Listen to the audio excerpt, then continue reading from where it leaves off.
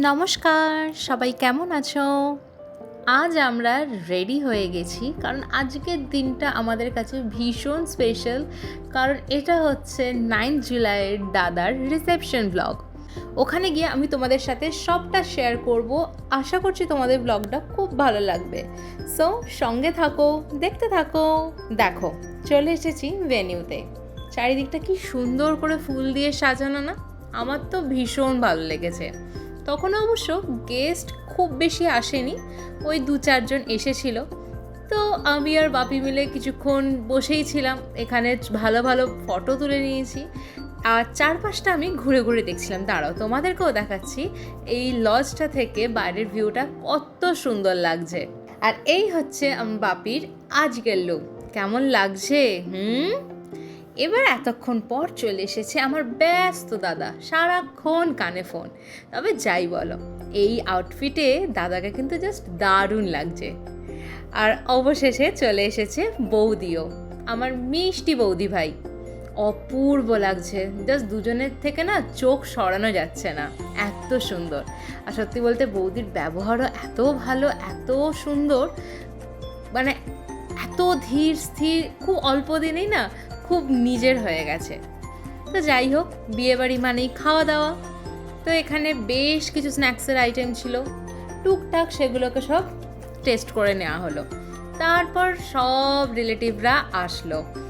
আর এই বিয়েবাড়ির মানে তো একটাই, যে নিজেদের বিয়েবাড়ি হলে এই যে আত্মীয়দের সাথে কত বছর পর হয়তো দেখা হয়, বা দূরের যে আত্মীয়রা থাকে, এই যে একটা একসাথে একটা একাত্ম হওয়া, এটার জন্যই কিন্তু বিয়েবাড়ির এত অপেক্ষা করা, তাই না? তোমাদের কি মনে হয়? আমার তো তাই লাগে। তো যাই হোক, আমরা সব বোনেরা সবাই মিলে, মাসিমণিরা মিলে খুব মজা করেছি। কথা বলতে বলতে সময় হয়ে গেল ডিনারে। তো আমরা বসে পড়েছি ডিনারে।